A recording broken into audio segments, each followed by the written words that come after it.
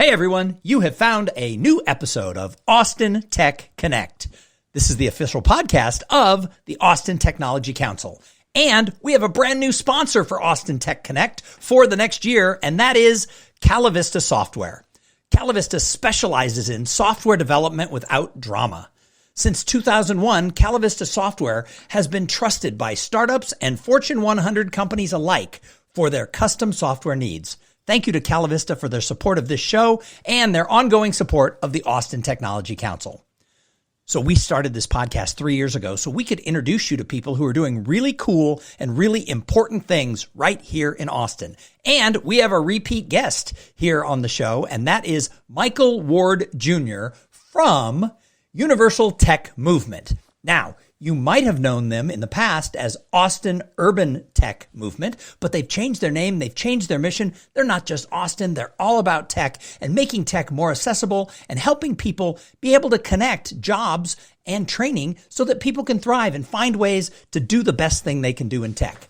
Michael is a community leader, a social entrepreneur, a father, a husband, and a man of faith.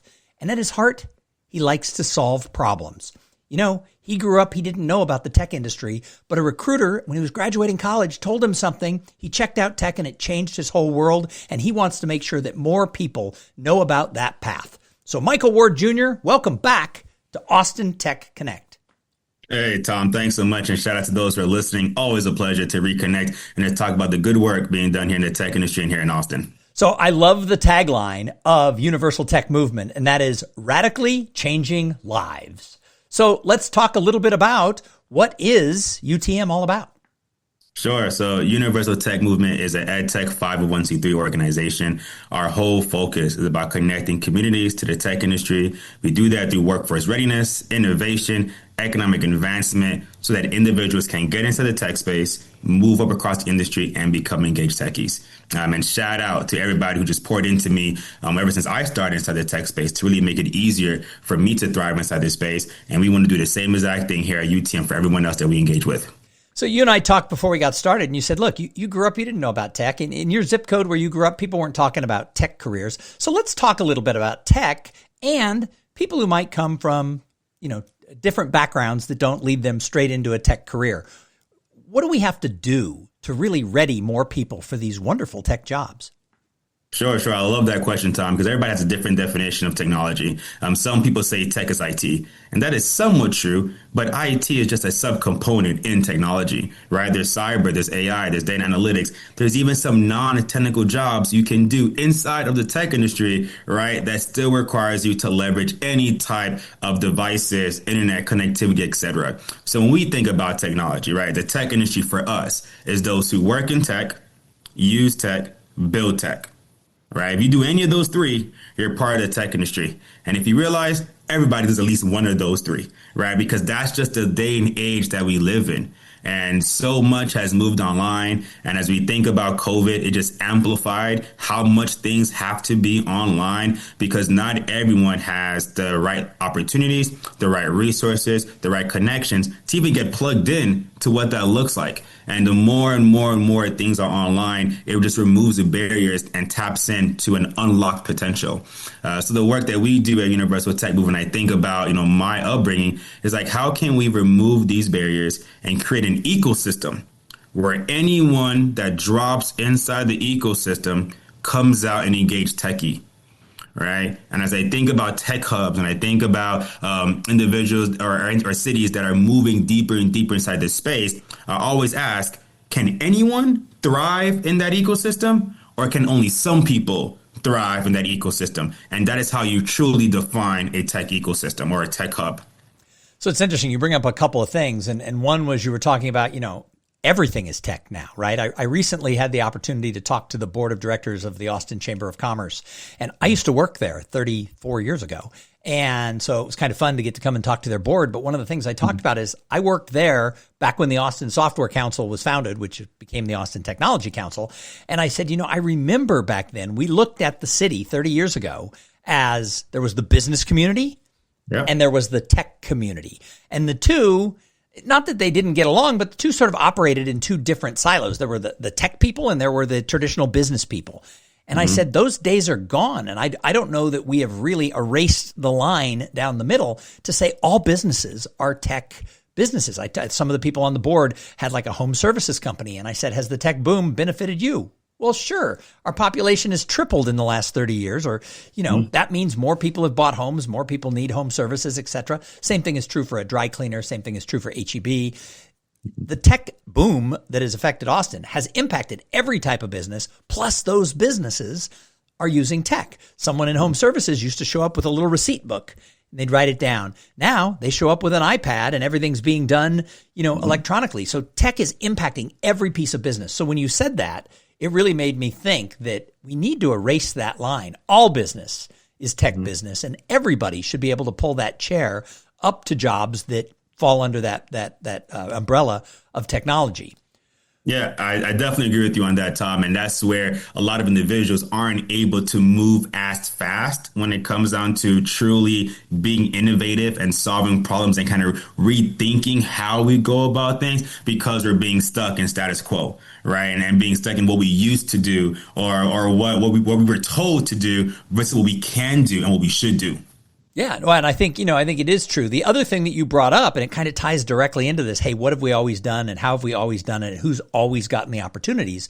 You also talked about opportunities and barriers, and you want to create a world where there are less barriers and more opportunities for every kid, whether they grow up in an upper middle class neighborhood or they grow up in a more challenged neighborhood. We want to make sure that they all see those opportunities are there and that path. And I think this is something, as a tech hub, as an innovation center, that we have to do a better job at is, doing a better job with the integration of people who look different, who have different backgrounds, who have different educations, et cetera. So what can Austin do to really be better at being more inclusive for people in the African-American community, the Hispanic community, people who come out of lower socioeconomic backgrounds? What can we do as a thriving tech community to make those opportunities easier and make those barriers lower? Sure. And the number one thing that comes to mind is remove the class systems, remove this elitist view that you have to have a degree in order to be in tech, or you have to be a startup founder in order to be in tech. It's like, no, everyone is a part of the tech industry. And if we truly think about it from that mindset, well, then we wouldn't say, well, you have to be part of the top 10% of the top 10% of the top 1% to get this opportunity. It's like, no, remove that barrier, remove that requirement and say you are an individual. We're going to invest in you so that you can become the greatest tech you can. Because once we do that, now they are able to pour into the tech ecosystem and truly allow us to solve problems and be innovative, right? And then that's the value of lived experiences, right? As we have our own lived experiences, our own passions, our own desires, our own challenges, and we bring that into the tech industry, we begin to look at things differently. We begin to rethink how we design something, right? How do we lean into it? What type of collaborations or initiatives we want to launch? But if we are not giving those individuals who are not usually a part of the tech industry those opportunities, those trainings, or investments, well, now that brilliance, that genius isn't being added into the industry. And that's one of the reasons why I believe we still have a lot of the problems we have today, is that we're not giving the right person the right tools, the right research to go and solve that thing. Right. Instead, we want to be OK with some individuals being able to make it across the street while others are still there looking, trying to come across. But we have not made that bridge to make it happen. So it's interesting because you talk about, having degrees, being a founder. How much money has someone raised? Who are they invited to private dinners at Perry's with? Yeah. Those things become barriers to people. And it's like, I'm a real big believer in community building. And I'll be honest, I get invited to some private dinners and they're really nice when you're invited to them and they're intimate and they're fun. However, that's not really community building, because here's the deal with like a private circle of like 10 people that's curated. That's not really community building. It might be some networking for those people, but it's not really community building, because two things happen. If I have a private dinner and I invite you and I choose someone else, but I don't let other people know, don't tell them you're coming to my dinner. Two things happen. Either you don't know about it, which means it has no impact on the community at all. Or if you do know about it, you're thinking, why didn't Thom invite me to that? So I think there's a time and a place for that. And people want to be with their friends. They want to be with people who are like them. But that's why I believe larger community type events and sort of things where everybody shows up, right? I have a saying that's real leaders show up. Doesn't mean you have to go to everything in the community, but once in a while, if you're a leader, you've got to show up. But we talk about that, and we talked about, hey, you don't have a college degree. Do you think as a society, we're getting better at saying you can get into this with life experience? You can get into it with a certificate. You can get into some of these jobs. Obviously, I want my doctor to have a medical degree from a top college. We expect lawyers to have graduated from law school. But to be a coder, do you have to have that if you're a whiz kid? Yeah, not at all, especially not in the tech space. And if we think about AI, there are no 4-year degree graduates in AI right now. There are no 2-year master's degrees in AI right now. No. Everyone is learning AI on the job, AI online, AI in any type of project setting, right? We're learning these skills and applying them to real life situations immediately. Like, that's the beauty of technology about how fast it is. And we have to use that same mindset across the board right now, right? Instead of only simplifying or reducing who does that and what that looks like and how we can do that. No. We need to remove that from the drawing board and say, in this scenario, it's all about competencies. It's all about skills. It's all about experiences. It's all about being able to do something in any fashion, right? In any situation, and then execute on it. And if we lean more that way, well, then that would eliminate the need for any type of barrier, right? That just makes it more and more difficult for someone to go into that institution. And a lot of times it's very expensive. You can't even afford to go to those institutions. And that amount of cost can be invested in other areas that truly builds the community forward and leads into community development and community building. So it's interesting because I've heard anybody else say it in the way you just said it, but it made me laugh like, duh. And that is, as a society who has always said, well, you have to have a 4-year degree or you have to have a master's degree. AI has been around 2.5 years. These things don't exist. And I'm going to throw in yet because they probably will. They don't exist. And yet AI is doing more than anything I've ever seen in my entire lifetime in the world of being involved 40 years in the business community. More is happening around AI than just about even when the internet came out in the 90s. It didn't move this fast and this quick. So it really comes down to someone's willingness to learn, their ability to learn, and their curiosity. And I don't know that those 3 things are on the top of a hiring manager's list when they start making their job requirement. And yet, if you're curious, if you're willing, and you have ability, that should be where we start. Yeah? I definitely agree with you. And to go back to your question about have we gotten better, I would say, yes, we've gotten better. However, we're nowhere near the finish line. Right. And I like using these 2 different references. So one reference, I love basketball. I'm a Miami Heat fan and I went to University of North Carolina. So shout out to Tar Heels all day, is that we want to win the championship. Right. So in order for you to win the championship, there are several things you have to do in order to get there. It's possessional basketball, right? You want to get the loose balls. You want to get every rebound. You want to play defense hard every single time, because any mistake, any inch you give the opponent, you may lose the championship, right? Our goal should be the championship. However, I feel like we're not looking at the championship as a society. We're looking at winning a game. We're looking at winning the playoff series, right? But we're not actually trying to win the championship where we solve these problems, because there's plenty of money, there's plenty of resources, there's plenty of smart people, and there's plenty of businesses. We have enough of everything. But yet we have this scarcity mindset or this elitist mindset or this barrier mindset that just doesn't allow us to open up the floodgates and allow all the masses to really thrive in this space so that we could be more collaborative, we could start to solve problems, and then we could be thinking about things that we never even thought about, because now Thom and Mike are in the same room, right? And if Thom and Mike are in the same room, oh my goodness, like what can God do in those moments? So it is interesting because probably if I look at 40 years since, I guess I went to college 40 years ago, but from, so I got out 35 years ago. I was a 5-year college student. But I give myself some credit. I did go to the biggest party school in America's nicest city in the 80s. So why get out in 4 years when you could be there 5.5?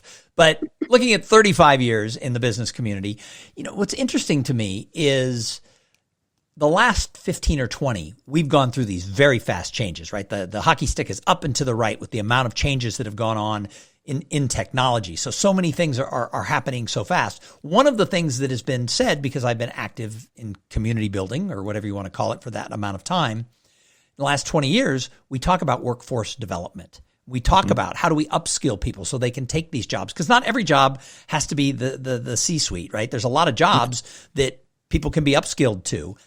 And the Austin Technology Council is a member of an organization called Technology Councils of North America, TECNA. What a lot of people don't realize is there's 100 independent tech councils in North America, including Canada and Mexico. 66 of them belong to this organization, and it is two things. It's a best practices think tank, it's an association of associations, and it's also a lobbying group that lobbies in Washington, D.C. on behalf of small and mid-sized growth-oriented tech companies, because most of the things that get passed in our government in D.C. are lobbied for, either passed or killed, by the 6 largest tech companies. And that's great. We love that they have big pockets and they're lobbying for things for tech, but they don't always match up with what the small and mid-sized growth companies need. So TECNA's been doing this for decades. The interesting thing is I go to these meetings and we talk about things like workforce development and what are we doing and how are we trying to upskill people and give more opportunities in communities across the country, from small communities to the largest cities you can think of. Workforce development is a topic, but it's also a topic I think we've been talking about for 20 plus years. Mm-hmm. What are we not doing right when it comes to this? Yeah, I love the question, Thom, because you're right. We've been talking about workforce development for so long, and we've gotten away from the things that worked well, right? One is apprenticeships. Apprenticeships is about non-degrees, right? Apprenticeships is about non-experience, non-skills, right? You have 0 of that, and you are agreeing with that employer, right, to get trained, to get the experience, and to work with them for a minimum at least a year, right? Because the apprenticeship itself should be a year if we're talking about the U.S. Department of Labor standards, right? And like we've gotten away from that, so much so that now so many people need to have these degrees, 2-year, 4-year, et cetera, for these opportunities versus going back to apprenticeships, which the basis of it is skills development and experience. That's it. We need to give you skills. We need to give you experience, and then you are able to perform this job because we, as the employer, as the experts, are going to train you on how to do that job. We've gotten so far away from that a lot of baggage has been added to individuals before they get that job they're looking for. They've been in our education system. They may have entered somewhere else, but all those opportunities did not pour into them an ability to be successful long-term inside this space. Right. So us as a society, us as a community need to remove the barriers that make it difficult for someone just to even be interested.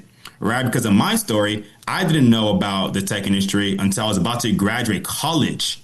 Right. Like I didn't have technologists come and speak to me in high school or middle school or elementary. Right. And if they did, I forgot it. So it wasn't memorable. Right. So it's like those are the things that we need to go back to and really show people these are the opportunities that you can have, right? We need to have field trips to get people interested so that they can even know about technology and not just think technology is a computer and a phone, right? Is that it's a whole gaming industry. It's drones, it's robotics, right? It's cars, it's everything that we use on a day to day. And there's a way for you to be passionate and find something you love to do inside the tech space. But we're not exposing our communities enough to this at a younger age. And then by the time they become adults, they have so much baggage that now they have to address other areas, right? And do other things before they even get into the tech space or even do workforce development, right? So we have this notion to race to the bottom as a society, when I believe we need to flip that and we need to think about how can we be the most innovative,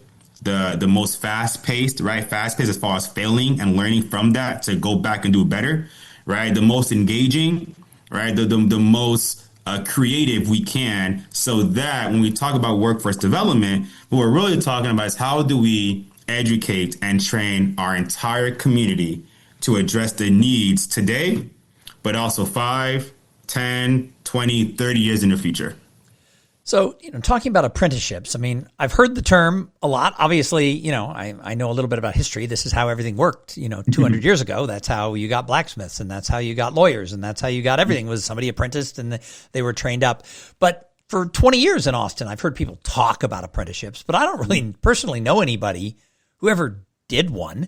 And then the other thing is, like me, you talk to a lot of tech entrepreneurs, a lot of CEOs, a lot of company founders, a lot of people who are leading mid-size and large organizations as well as small organizations here in Austin. And when I think, if I strip all this away and just say, Thom, when I talk about tech entrepreneur leaders, what three things come to your mind? And the first three things that comes to my mind is a risk taker, somebody who thinks out of the box, and somebody who's a dreamer to make the world a better place.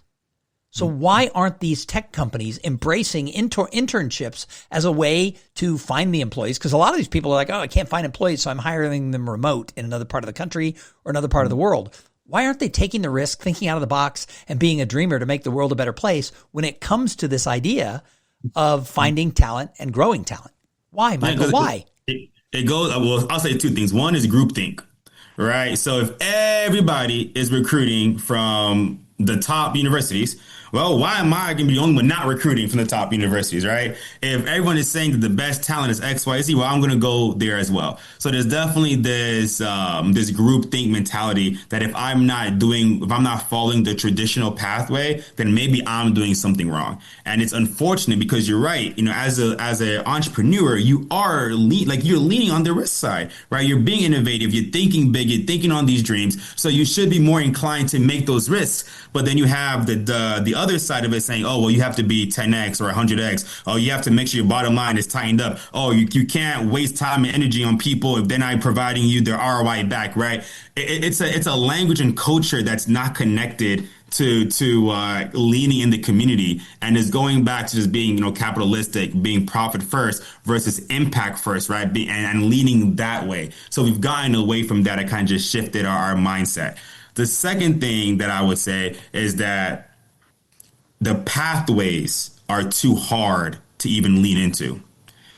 If I want to set up an apprenticeship, I can do it on my own, which a lot of companies do, or I can connect to the U.S. Department of Labor, or I can connect to some type of agency to help me do it. Sometimes that process is not very easy. And sometimes a lot of paperwork, a lot of regulation, there's a lack of either funding support or resources around that literally makes companies say, I am tired, I am frustrated, I don't even want to go through all that.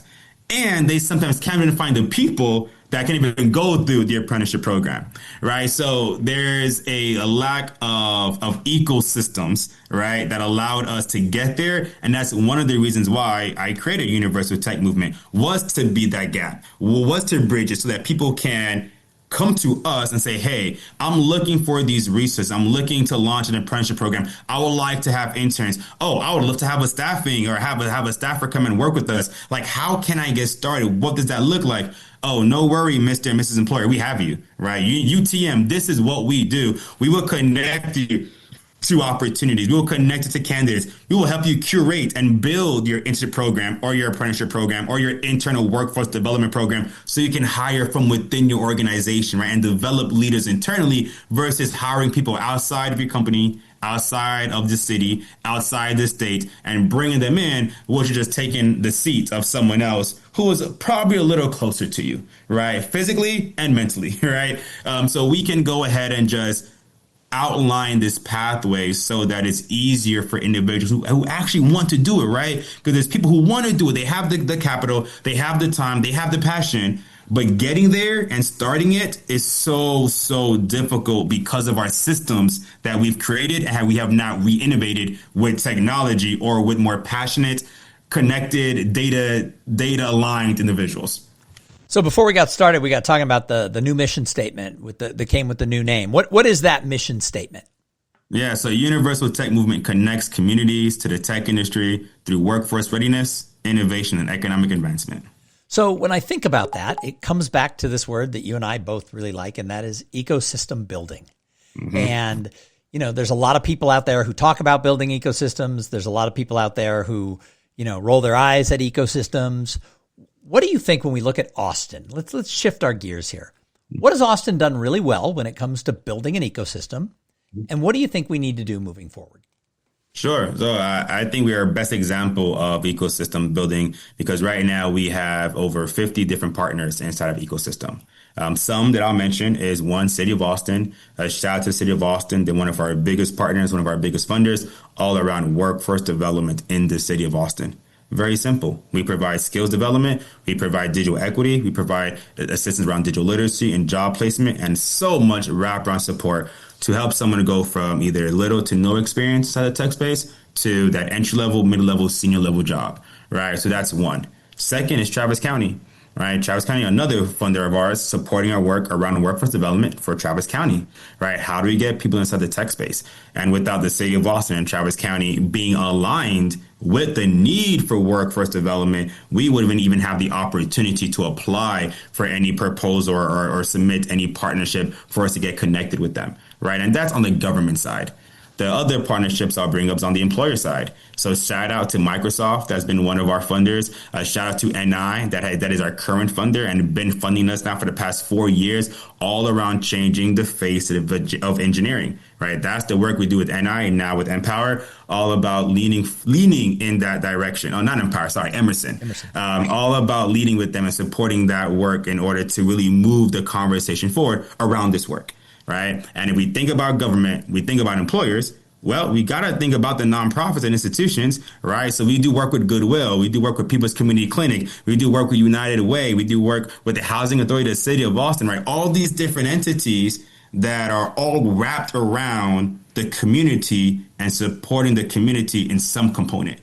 Right. And we come into the mode to loop all of them together so that when we're engaging with our stakeholders, with our clients, we can really move the conversation forward around workforce development. Right. And now we have several different programs that are not just us. Right. It's us and 2 partners, us and 3 partners, us and 5 partners all coming together and saying that we're going to provide a role to make this happen. Right. We're going to fund it. We're going to provide jobs. We're going to do training. We're going to do wraparound support. Oh, we're going to throw in volunteers. Right. We're all bringing our best selves and our resources to the table so that we can have an ecosystem framework to get the outcomes we're looking for. So that's what's going well and what's going well for your organization. Let's look beyond at Austin as a whole community, as a whole ecosystem. Mm-hmm. What are we doing well and what do we need to work on? Yeah, I love I'm gonna say the new wave of Austin that I see. I've been here since, I've not been here as long as you have. I've been here since 2016, right? So since 2016, I definitely seen the change of individuals going from siloed, right, to more willing to open up and collaborate, right? Let's work more collaboratively around events. Let's do more initiatives. And we've seen a lot larger events around different topics that's in need for our community, right? We've seen some changes at the city level when it comes to city council, but also around the Capitol when it comes to supporting workforce development, supporting digital equity, right? We finally have the Texas Broadband Office that was created to really lean into developing broadband across the state of Texas, because without broadband, it's very difficult for businesses to find talent and for the communities to connect with city resources, right? So we need to have that. And that's been one of the greatest things that I've seen, because that has not been done before, but now we have it, which is beautiful. The things that I would say that the city of Austin can do better at is definitely welcoming individuals who are not always at the table or part of the discussion. Right? Like, we all have a specific experience or passion we could bring to the table, and we don't always have all the voices there. Right? So if we're talking about workforce development in, let's say, 7A702, well, we should have organizations that are probably in 7A702 part of the conversation, and people who live in 7A702 part of the conversation. That is my thought process, right? But a lot of decisions that are not made with any of those perspectives in mind, and it's individuals who don't live in those areas, don't participate in those areas, or even drive through those areas, making decisions that aren't connected. Right. So we could do a much better job at talking to individuals we haven't really spoken before, but are all doing the same work. Right. And then being more intentional about those collaborations so that we can actually hit our metrics. Right. We're supposed to be a tech hub. And if you're in tech, you live off of metrics. So I don't understand how we have no metrics around the goals that we want, or we have limited metrics around those goals and not a real accountable measure to make sure we reach those metrics. And it's interesting because for 30 years, Austin has been a leader in this whole world of tech. And when we look at this idea of upskilling, when we look at this idea of workforce development, when we look at the idea of finding local talent and being able to take them in and give them opportunities, I think, like I said, I talk to the leaders in these other cities all the time. We're all facing the same problem. Nobody has figured out how to do this. And I think Austin should realize that this is a place that Austin could lead the country and the world, because we have everything in place to really do a better job at really going after what it is that you're so passionate about. So any final words? Yeah, I do have a dream, Thom, and I'll share this dream. Our dream is to have people become engaged techies, right? And we want people to be engaged tech because they could do what we just talked about. Like, we want to add to the ecosystem and design it where it doesn't matter what your zip code is. It doesn't matter your lived experience is. It doesn't matter what your overall background is, right? You can be dropped inside this ecosystem and have impact, add value, right? Receive value, right? And build connections and truly create a pathway where now we're being proactive on problems versus reactive, right? Because everybody's a part of it. And by us doing that, I could see that in time, this shift would happen where we're no longer, or not say no longer, hopefully, but we are less likely to think just about ourselves, right? And think about the community as a whole so that we all can thrive. And one of the things I would love to see is that as we think about hiring, we really rechange what that looks like. So instead of me interviewing Thom to just work at UTM, I'm interviewing Thom to work in the tech industry. So if Thom is not a good fit for UTM, well, we have a list of tech companies that are waiting to get connected with Thom to see if Thom is right for them.